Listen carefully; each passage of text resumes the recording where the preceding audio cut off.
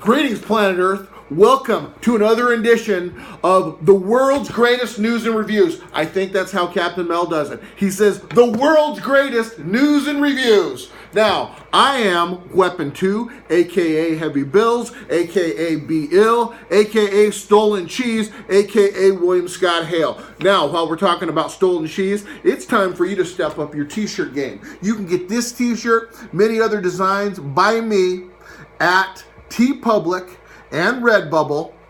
Search Stolen Cheese, all one word, not two words. Stolen Cheese, one word.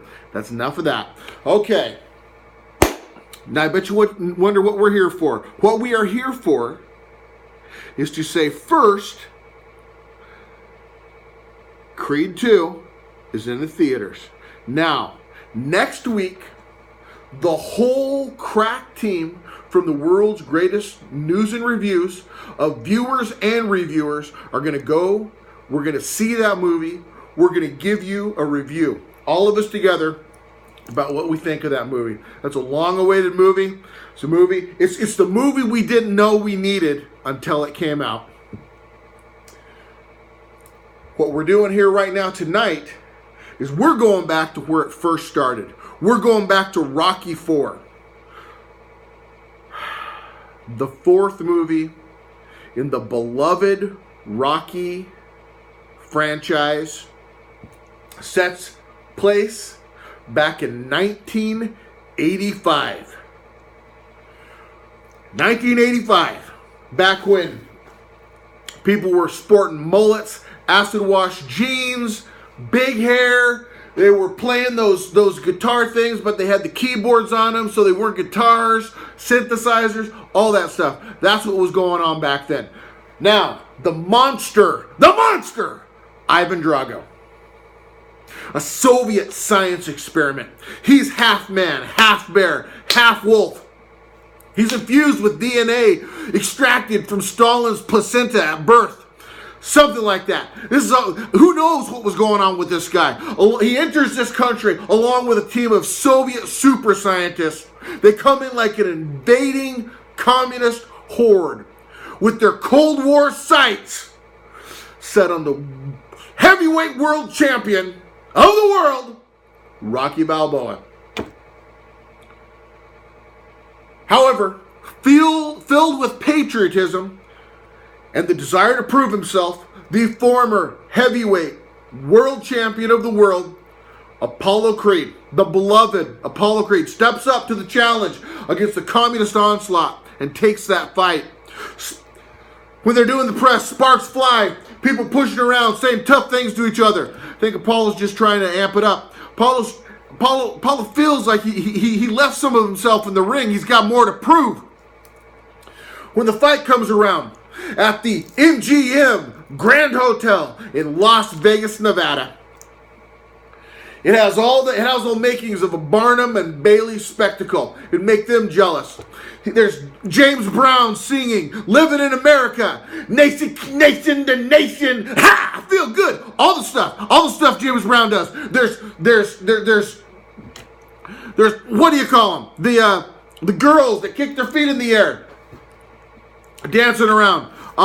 There's bright lights. You got Apollo Creed coming down.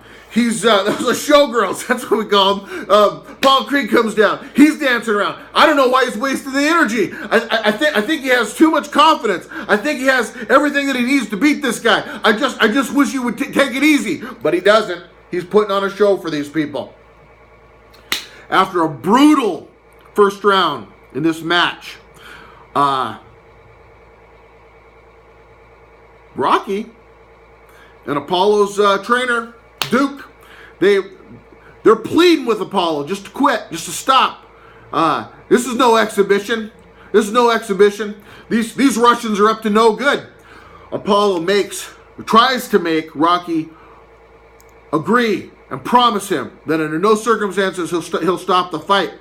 Rocky doesn't say it, but I feel like he got the message of what Apollo was trying to tell him, and his desire in this fight was to not stop it. And that next round, it's a punishing round. Apollo's taking a beating. He was knocked down in the first round. His legs are rubber. He can't move around. He can't avoid the punches, the onslaught of punches given to him by this monster, this beast, Ivan Drago. He's held up. He's pinned up against the ropes. He's taking a beating. Duke turns to Rocky. He says, "Throw the towel!" Rocky doesn't throw the towel. Rocky hangs on to the towel. He remembers the conversation that he had with Apollo Creed. Apollo gets knocked up against the ropes in dramatic fashion. Slow motion starts. You know things are bad when the slow motion starts. As he's knocked up against the ropes, Rocky throws the towel. Apollo's fallen into the ring. The towel's fallen into the ring. Apollo's coming. Towel, Apollo, towel, Apollo, towel. Simultaneously, they hit the mat. Apollo's twitching. He's moving all around. It doesn't look good. Doesn't look good at all. The entire auditorium erupts in pandemonium. There's people running around, shaking their fists, screaming and yelling. There's media meets Ivan Drago, this monster, this bastard, this communist bastard, Ivan Drago, on the front, and they interview him about the fight. The last words he says to them, in reference to Apollo Creed, "If he dies, he dies." That is it. That is it. That's all the people needed to hear. That's all Rocky Balboa needed to hear. He takes a fight with Ivan Drago. However, it's not going to be in the United States of America. It's going to be in the Soviet Union, in Russia, in Moscow, okay, in front of a hostile communist crowd. That's where this fight's taking place. He comes home to Adrian. Adrian says this to Rocky, "You can't win!" She tells him he can't win. That is the last thing that Rocky needed to hear. Though, deep down inside, he might feel that's the case as well. Takes the fight. So, to Soviet Union travel Duke and Paulie. I guess that Rocky requested a cabin out in the middle of nowhere, in the middle of the snow. He's out there. He's chopping wood. He's trying to pull Paulie on a sled. He's running up and down these icy streets. I'm worried he's going to sprain an ankle. That looks dangerous to me. It doesn't look like safe training grounds. However, he doesn't. They got like the KGB out there watching him. They're trying to chase him with a car. It's slippery. Rocky's running so fast. They crash the car. They jump out and try to chase Rocky. They fall flat on their face because they can't catch Rocky. Nobody can catch Rocky. Not one of these KGB guys that don't train like Rocky. That's not going to happen.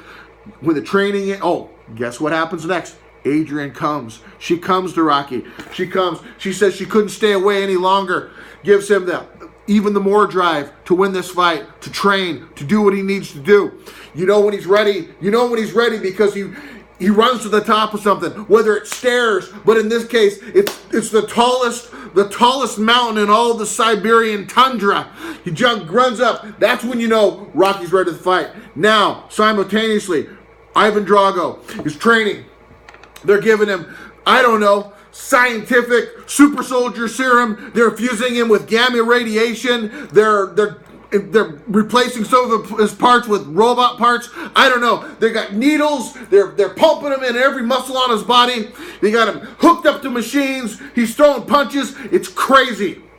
This guy is a living science experiment. That's probably why he can't talk very well. Now, on fight night, they come in, set up. Looks like something from the Empire or some craziness. You got this panel of I don't know who's in charge. It must be the president of Russia or a Sith Lord of the Soviet Empire. I don't know who they are. It's pretty intimidating looking. Hostile communist Soviet crowd booing him. Rocky, they had to put up a cage so he can get out there safe. It's crazy. The fight starts. And at the beginning of the fight, one of the famous quotes in Rocky IV is, "I will break you." And that is what Ivan Drago says to Rocky Balboa. The fight goes on. Rocky's taking a beating. He's getting knocked down. He doesn't have the reach that Ivan Drago has. Ivan Drago has well over a foot of height on him. They're fighting. Ivan Drago can't be hurt. He's like a machine. He's impenetrable. As every time Rocky gets knocked down, he jumps right back up. One point during the fight, Rocky throws a punch. It cuts Ivan Drago's face. Ivan Drago, you can see fear in his eyes. I don't think he's ever been hurt before in his life. Ever since, even when he's a little baby, he's probably never been hurt because they've been pumping this juice, this super soldier serum in ever since. And so, he's worried. Everybody's worried for him. As the fight goes on, I think that the people, these communist people in Russia, they start to respect Rocky and his tenacity and the way he doesn't give up. At some point, they start cheering for Rocky Balboa. And I think he's as surprised as anybody else. They're cheering for him. I think the Sith Lord of the Soviet Empire, I don't think he likes that. He makes a little point. One of the little overseers comes running down, starts scolding Ivan Drago, even hits him in the head. This is when Ivan Drago stands up. He lifts him with his gloved hand over his head and tosses him aside like he's nothing. He tells everybody else that he fights for himself. He's not fighting for them. He's fighting for himself. This is where the fight wages on. And this is where I think the changes really start to happen. And Rocky, in the last round, knocks out the I'm going to say behemoth. I don't know if that's really a word. I think it is. That's why I'm using it. Behemoth Ivan Drago. He hits the mat. Can't get back to answer the bell. The whole place erupts in cheers. Rocky's lifted on everybody's shoulders, draped in the American flag. He gets down. He gives an impassioned speech to the Russian crowd. During the crowd, what he says to himself is he says, if I can change and you can change, then everybody can change. And that was the message that he gave to those people. That was the end of the movie. Now, everybody can change except for that son of a bitch, Ivan Drago. He killed Apollo Creed. There will be no forgiveness for that. There's no forgiving. There's no forgetting. He killed Apollo Creed. He'll never be forgiven for that. He showed no remorse. He showed no concern. He's callous. And that's where we get to Creed 2. 33 years later, in the ring, is going to be the son of the beloved Apollo Creed, Adonis Creed. Is going to meet in the ring the son of the most despised and despicable Ivan Drago. Is going to meet Victor Drago in the ring. Cornered Adonis by Rocky Balboa. Cornered Victor by his father. The hated and despised Ivan Drago. I'm so pumped for this. I can't wait for this. I'm ready to go.